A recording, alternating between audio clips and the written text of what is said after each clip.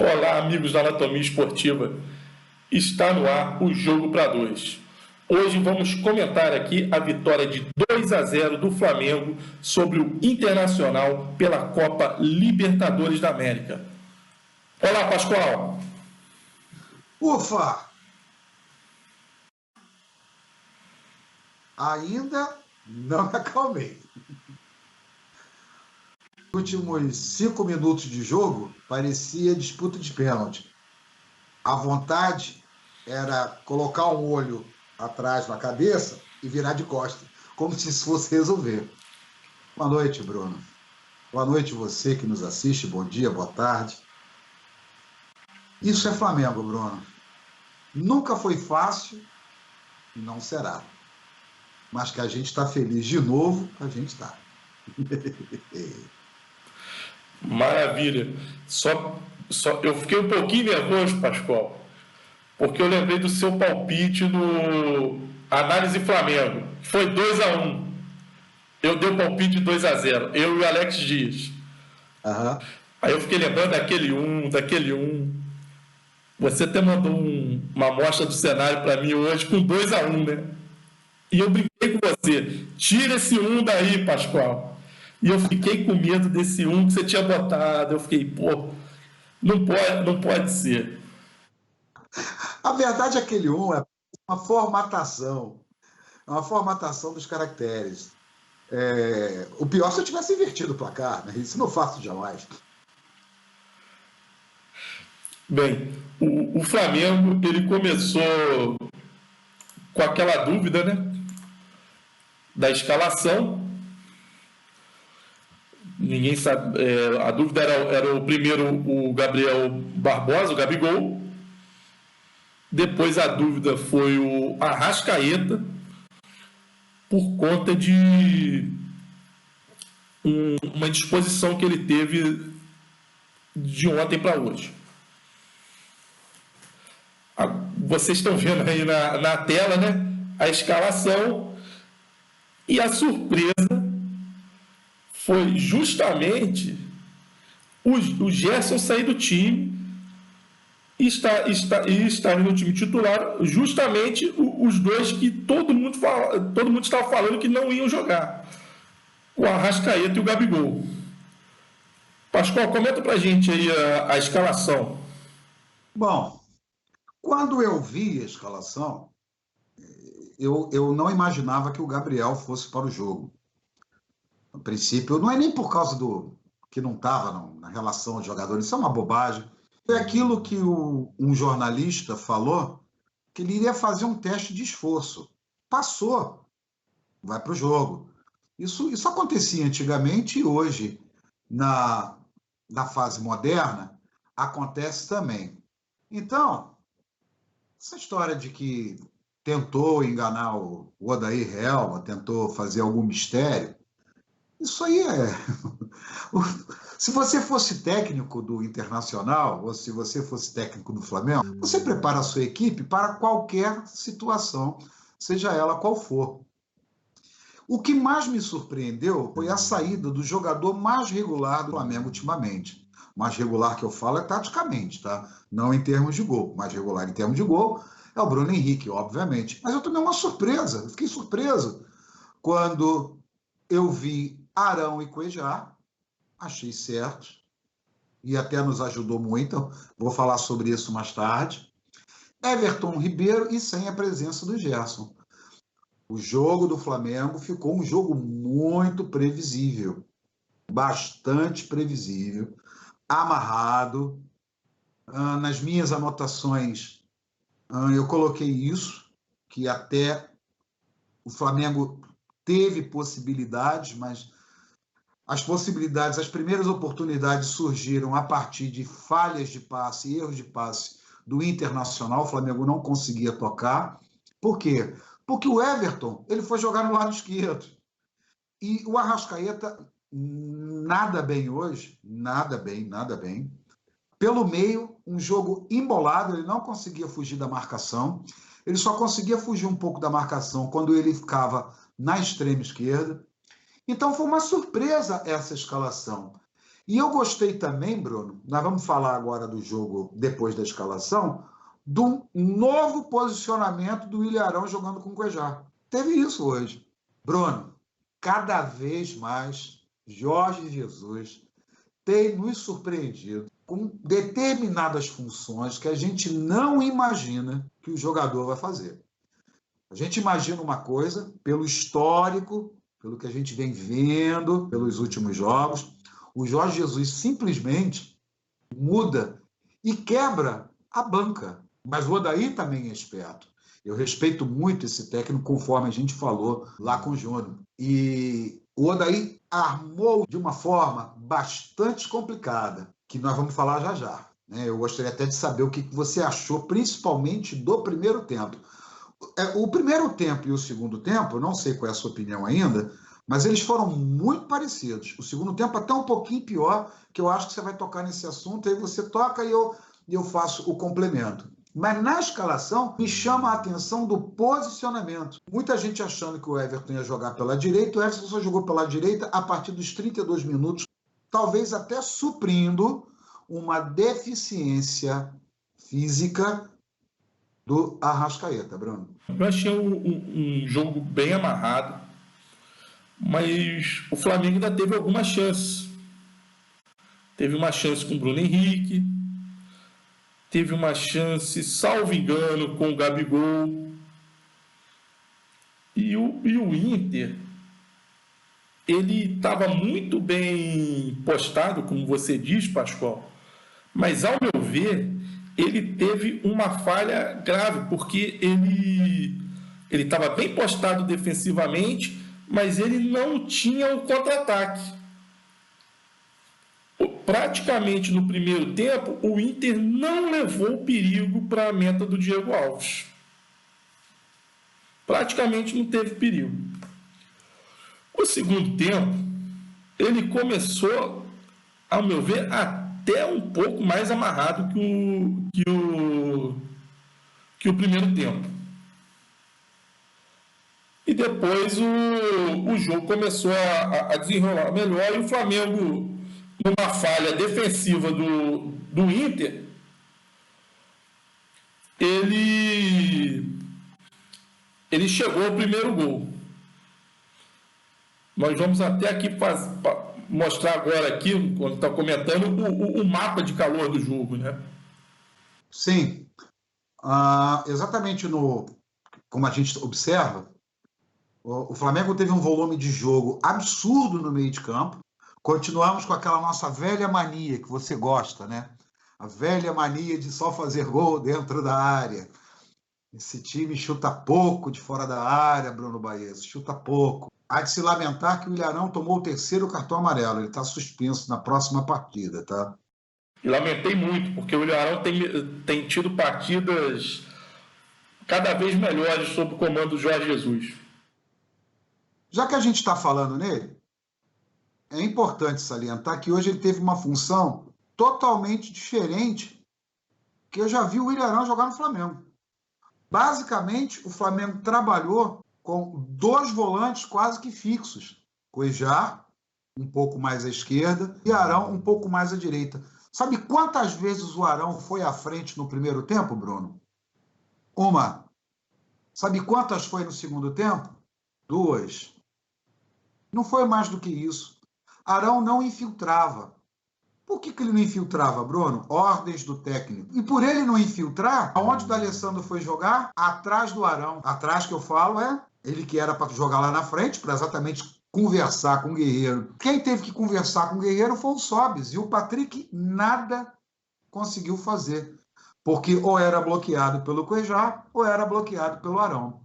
Aliás, os dois fizeram uma belíssima partida. Teve só os dois erraram dois lances ali que até poderia ter perigo de gol, mas o Flamengo muito bem postado na sua defesa. Felipe Luiz com a partida irrepreensível. Agora, o Rafinha, Bruno, ele não só é um bom lateral, como ele é um líder em campo. Ele catimba, ele força os caras a fazerem falta, ele toma conta daquele lado direito. uma brilhante partida. Um dos melhores em campo foi o Rafinha. Ele tomou conta dali. Ele irritou, arrumou cartão amarelo, até arrumou um para ele, né? Ele fez uma excepcional partida. Fiquei muito contente com a partida do Rafinha também. E fiquei surpreso, voltando a falar nessa questão do posicionamento do Arão, não infiltrando. Foi uma grande surpresa. E detalhe, aí houve um pequeno erro de estratégia, se é que houve um erro de estratégia do Jorge Jesus. A partir do momento que você pede o Arão para ficar e sem o Gerson, você dependia muito e sobrecarregou Everton Ribeiro. E com a Arrascaeta numa noite não muito feliz, nosso time basicamente só andava com Everton Ribeiro no primeiro tempo, tá? E Bruno Henrique. E o Gabriel, muitas das vezes, ele vinha jogar quase na intermediária para poder pegar a bola. E o Arrascaeta lá embolado pelo lado esquerdo. Podemos ver os números do jogo? Lógico. Ô Pascoal, antes de você comentar os números, eu gostaria de levantar outra situação, porque além dessa sobrecarga no Everton Ribeiro, nós temos que lembrar que ele não está no primor da sua condição física, né? Tanto que o Jorge Jesus, nos outros jogos, estava deixando para colocar o Everton Ribeiro no segundo tempo. Sim. Você achou que a partida foi muito desgastante fisicamente? Eu não achei. Não. O time do Flamengo correu muito. O jogo foi muito parado. Eu estava com medo disso, da partida ter um desgaste físico muito grande. E nós não tivemos. Porque, a bem da verdade, até o gol do Flamengo é um verdadeiro inferno. Começou o jogo, não teve um minuto, já tínhamos 2 faltas. O time do Inter, ele não quis jogar futebol. Ele quis parar, irritar o time do Flamengo, se possível fazer alguém tomar cartão amarelo. Ainda bem que esse jogo não descambou para coisa mais séria, para porradaria. Faltou pouco. Então, você falou perfeito aí. Para mim, a falha do Inter foi justamente ele não ter o contra-ataque. Porque não adianta ele anular o Flamengo e não ter o contra-ataque para fazer o gol. Acabou que ele e o Inter tomou o gol, ele sentiu o gol, o Flamengo aproveitou isso, como sempre falava o Cláudio Coutinho, né? Comparando com o pugilista, né? O knockdown, né? O cara tá lá nas costas, você tem que partir para cima para dar um knockout. Então, eu gosto muito dessa analogia do Cláudio Coutinho. O Flamengo hoje foi perfeito nesse sentido. Ele fez o segundo e se o Gabigol não tivesse furado aquela bola, poderia ter feito o terceiro. Só para complementar essa questão do Internacional, Bruno, o Internacional deu 2 chutes a gol no primeiro tempo, sendo que o primeiro chute foi uma cobrança de falta pelo Rafael Sobis. Aquela bola que nem cruzou, nem chutou, jogou lá em cima. E o segundo chute foi aos 40 minutos do primeiro tempo, aquele chute fora da área. O Diego Alves só trabalhou depois do segundo gol. Ali deu um pouco de receio. Mais uma novidade. Nós vamos ver agora a evolução do time do Flamengo nas últimas 5 partidas, terminando com a de hoje. Então você observa, por exemplo, que a gente cresceu diferente do jogo contra o Bahia. Você vê lá, quanto o jogo do Botafogo e o jogo do Bahia, onde foi mais atípico ainda, que nós tivemos 64% de posse de bola, Bruno, e perdemos o jogo. Foi aquele jogo que, para cansar a gente, né, deixou a gente correr e matou o jogo em três lances, quase que mata até em 4. Você vê quanto o Grêmio, que nossa posse de bola ela caiu. Do Botafogo para o Bahia, nós tivemos um aumento de posse de bola. Depois o Grêmio, que é um Grêmio que joga um pouco, tentou jogar no Maracanã. Nossa posse de bola cai assustadoramente. Depois contra o Vasco, que tentou jogar, principalmente quando foi tomando os gols. Nossa posse de bola aumentou. E hoje, contra o Internacional, nós tivemos 61% de posse de bola. Olha como é que o Inter não quis jogar. Bem grande, né? Um aumento considerável. Passe certo, Bruno. Quanto mais posse de bola, mais passo você tem. Passe certo, a gente veio aumentando. Apesar de ter muito passe certo contra o Bahia, contra o Grêmio houve uma pequena queda, depois contra o Vasco tivemos uma queda um pouco, e de repente a gente sobe com 534 passes certos, Bruno. É muito passe, hein? E 32 passes errados apenas. Você quer falar alguma coisa? Sim, o que me espanta é você jogar com um time fechado, como estava o Inter, e geralmente, quando o time está muito fechado, o outro time tenta alguns passes que vão aumentar esse índice de passes errados. E pelo contrário, o Flamengo hoje teve um índice alto de passes certos. Inclusive, como eu tinha falado com você no último jogo para dois, esse eu não fiz a conta percentual aqui, mas eu acredito que esteja próximo, que é o percentual de acerto do Flamengo. 92 e alguma coisa por cento. Então, é isso. O Flamengo é de 92 para cima. É. Agora, olha só que coisa curiosa, Bruno. Depois do jogo, a gente vê os números e analisar. Observa que, por exemplo, em passe errado, nós tivemos uma melhora na questão de passe errado. Nós aumentamos o passe certo e diminuímos o passe errado do jogo do Vasco para cá. Olha que coisa boa. Como é bom acertar passe, né? Olha a melhoria nas finalizações.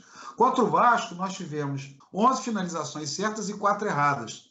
Nós tivemos nesse jogo 7 finalizações certas com uma errada apenas. Os cruzamentos continuam sendo o grande problema do Flamengo. O Flamengo só teve uma melhoria de cruzamento contra o Bahia, por causa do alto índice de posse de bola. O Bahia deixou o Flamengo jogar. O Vasco teve um pouco, 6 cruzamentos certos para 10. E hoje, como estava difícil chegar pelas laterais, pelo lado do campo, nós tivemos apenas 2 cruzamentos certos e 12 cruzamentos errados. E aí o que mais a gente gosta, né, Bruno? Principalmente numa Libertadores da América, né? 0 gols sofridos. Isso é uma maravilha. E você vê que é uma evolução, né, Pascoal? Opa! Do Bahia para cá, né? Sim, porque a gente veio de 2, tomamos 3 com aquele time louco, aquele jogo doido contra o Bahia. Depois tomamos 1 contra o Grêmio, depois 1 contra o Vasco, numa bobeira, que não era nem para ter tomado aquele gol. E hoje nós conseguimos não tomar gol. Bem que aquela última bola, aquela penúltima bola, aquela eu me arrepiei todo. Quase que o cenário estava pronto. E aí nós tivemos a disposição do Flamengo em campo, Bruno, na parte de baixo, alterou bastante do último jogo para cá. No próximo jogo para 2, nós vamos fazer um comparativo nos 5 jogos desses números também, tá? 33% o Flamengo jogou na defesa, 53% no meio e 12% apenas no ataque. O Flamengo atacou 29% pelo lado esquerdo, Felipe Luiz ficou um pouquinho, 36% pelo meio, o que é um erro, foi um erro hoje.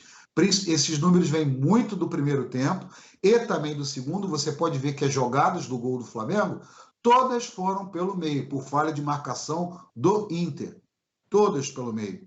O Flamengo não atacou pelos flancos. E 35% do Rafinha. Mas os 35% do jogo do Rafinha foi exatamente uma tentativa de evolução, porque nós só fizemos 2 cruzamentos. Um do Felipe Luiz e um do Rafinha. E aí nós tivemos 63% dos nossos chutes, de novo, de dentro da área, 19% dentro da pequena área e 18%. Esses números eles não se alteram no Flamengo. Não se alteram. 63% dos chutes do Flamengo continuam sendo dentro da área. Os 19% ali não significa que é do jogo de hoje, não, tá? Ali é exatamente a história do Flamengo no ano de 2019. E para você ver, né, você alertou que quando esse jogo do Inter, nós íamos precisar chutar bastante fora da área, porque era um time que ia jogar fechado. Sim. E você vê que no jogo de hoje foram poucas tentativas de fora da área. Eu fiz várias anotações do primeiro tempo que basicamente nós resumimos nesse papo. A questão toda do Everton jogando pela esquerda, embolando, justamente para suprir uma deficiência física do Arrascaeta, creio eu, né? Não estou lá dentro do Flamengo para afirmar isso, mas creio eu que ele não estava bem, tanto que ele não foi bem, só trocou um passe ali, perdeu bola fácil, enfim, mas não complicou, ajudou bastante naquilo que ele poderia, mas não foi aquele Arrascaeta decisivo que tem sido principalmente nos últimos 2 jogos. O detalhe, a nossa surpresa também, esquecemos de falar disso, foi a entrada do Rodrigo Caio. Até então não tínhamos nenhuma informação que ele viria para o jogo. A gente achava que ele ainda iria passar por um período de readaptação, de recondicionamento de ritmo de jogo. E ele foi para o jogo muito sóbrio, mais uma vez muito bem. Enfim, é isso. Podemos ir em frente. Bem, isso que você estava falando do Rodrigo Caio, né? Eu até gostaria de destacar como você falou, né? Que foi uma grata surpresa, porque parece que ele não tinha saído do time em momento algum. Exato. Parecia que ele estava sem ritmo de jogo. É. Bem, e vamos agora ao meu destaque, né? Parece até repetitivo, mas é ele de novo, o Bruno Henrique. Não tem como não destacar ele. Se você for fazer o comparativo fala dos 2 últimos jogos, por exemplo, ele participou dos 6 gols marcados pelo Flamengo, ele participou de 4. Então é algo impressionante. Eu gostei muito quando ele saiu, a torcida gritando o nome dele. Ao final do jogo, você via ele dando entrevista, você via que ele estava claramente emocionado. Uhum. Eu confesso que eu me emocionei até um pouco junto com ele, porque eu gosto muito quando tem essa sinergia do jogador com a torcida e você vê que ele estava feliz. E eu acho que foi uma semana mágica para ele, né? Foi a convocação, foi o grande clássico contra o Vasco e hoje ele sendo decisivo para o resultado. Inclusive, se fosse 3-0, ele seria decisivo nos 3 gols, porque ele que pegou e botou o Gabigol na cara do gol e ele que incrivelmente furou aquela bola. Incrível. Incrível. Se você olhar os números dele, está ali, olha lá. 16 passes corretos para 3 errados, 4 chutes para gol e 1 errado, nenhuma assistência, um cruzamento errado, dos 2, desculpa, foi um cruzamento errado dele, nenhum lançamento, jogando pelo meio o tempo todo, né? Ele não vai lançar para quem? Para ele mesmo, né? E pelo menos teve um desarme correto. Realmente é um dos destaques do jogo. Sim, e vou te falar, né? Quase foi meu destaque também. Pois é. Mais uma vez, eu também estou sendo repetitivo, né? Porque no nosso primeiro destaque eu coloquei o Jorge Jesus. Aliás, eu deveria ter colocado, vou colocar aqui uma menção honrosa. Tira aquele careca feio que está ali no lado direito da sua tela. Coloca ali a imagem do Jorge Jesus. Porque o Jorge Jesus hoje me surpreendeu, não só a mim, hein, mas a muita gente. O Jorge Jesus está virando uma incógnita para muita gente que sentenciava em relação a esse técnico. É o cara mais regular do time. Taticamente falando, é o cara mais regular. Ele jogou meio tempo, não jogou? Mas olha os índices dele. 24 passes certos e 1 errado. Não chutou nenhuma bola para gol. Assistência para gol? Uma assistência dele. Uma assistência de finalização? Também dele. Não conseguiu fazer nenhum lançamento, nenhum cruzamento, perdão. E em lançamento, acertou um e errou o outro. E ainda fez um desarmezinho, um desarme certo. Gerson mudou a cara do jogo, deu exatamente aquilo que eu esperava, de dar mobilidade ao nosso ataque, fugindo um pouco. No início, estava jogando no local errado. De novo, o Everton Ribeiro estava na esquerda e ele foi jogar na esquerda também, quase que, entre aspas, substituindo a Arrascaeta.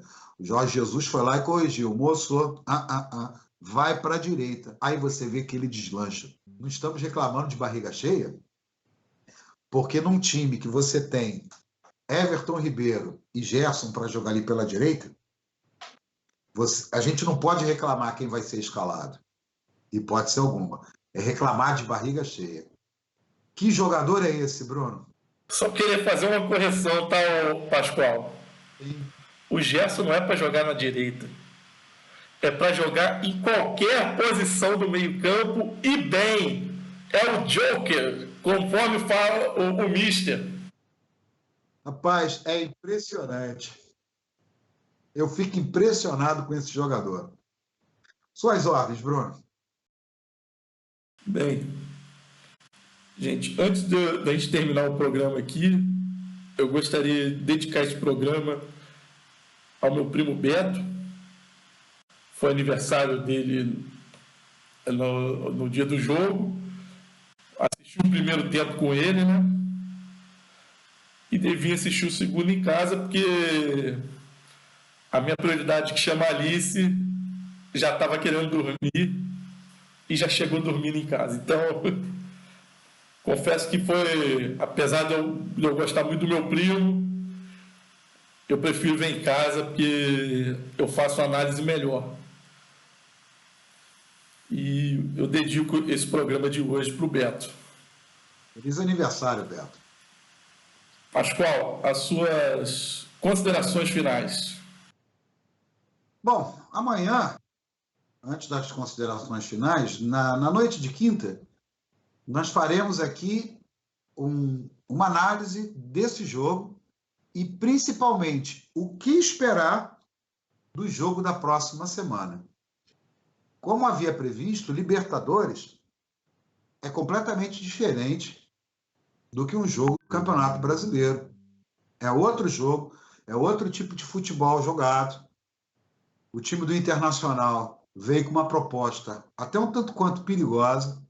Fiquei até assustado. Time violento, amarrando o jogo, fazendo falta toda hora, irritando o time do Flamengo. Rodrigo Lindoso fazendo gracinha, como tivesse na época do Botafogo, sabe? Uma coisa muito estranha.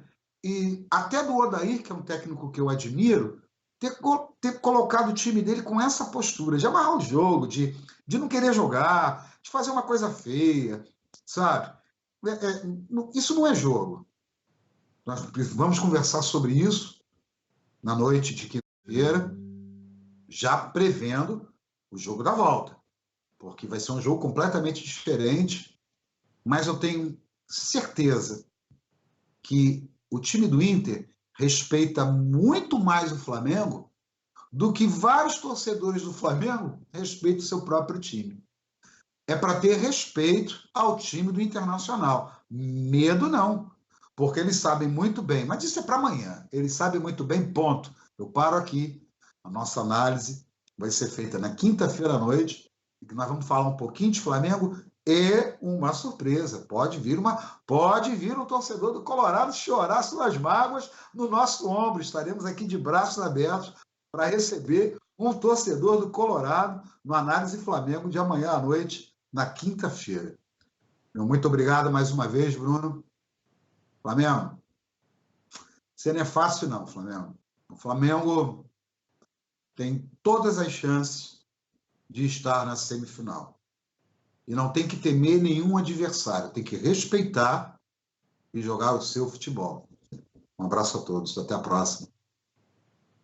Opa, vamos encerrando aqui o Jogo para Dois.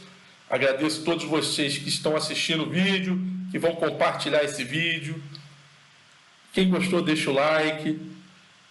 Quem não é inscrito, se inscreva no canal, ative as notificações, tá? E nessa despedida do Pascoal, eu vou embarcar e fazer apenas mais um comentário. O Inter respeitou o Flamengo, apesar de muitas pessoas da imprensa não estarem respeitando o Flamengo. Se o Flamengo classificar, e eu acredito na classificação,